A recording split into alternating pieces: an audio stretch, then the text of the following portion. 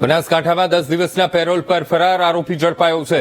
અમદાવાદ મધ્યસ્થ જેલમાંથી 10 દિવસના પેરોલ પર આરોપી હતો અને સિયા ગામના મનીગર ગોસ્વામી હત્યા કેસનો આરોપી ફરી હવે કાયદા રાસક અંજામાં આવી ગયો છે. 2023માં હત્યાના ગુનામાં સજા ભોગવી રહ્યો હતો અને આરોપી પેરોલ પર છૂટી 1 વર્ષથી આરોપી નાસ્તો ફરતો હતો. પોલીસે અલગ અલગ ટીમો બનાવી અને આરોપીને પકડી પાડ્યો છે.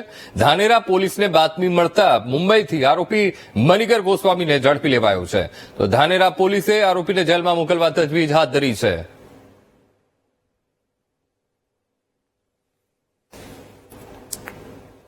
મધ્યસ્થ જેલના પાકા કામના કેદી કે S17047 મણિગર પ્રતાપગર ગૌસ્વામી કે જે સિયા ગામના છે, તેઓને 2023ની સાલમાં આજીવન કેદની સજા પડેલી છે. જેઓ અમદાવાદ મધ્યસ્થ જેલમાં હતા અને દિન 10ની પેરોલ રજા ઉપર છૂટેલા.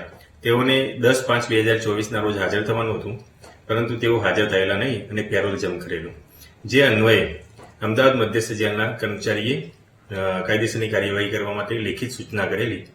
જે અનુસંધાને મહેરબાન પોલીસ અધિક્ષક સાહેબ શ્રી બનાસકાંઠા નવે અલગ અલગ ટીમની આ કામગીરી કરવા માટે સૂચના આપેલી કે પેરોલ પરનો જે સ્ક્વોડ છે તેમના અધિકારી કર્મચારીને સૂચના આપેલી, એલસીબી એસઓજીના કર્મચારીઓને સૂચના આપેલી અને ધાનેરા પોલીસ સ્ટેશનને સૂચના આપેલી.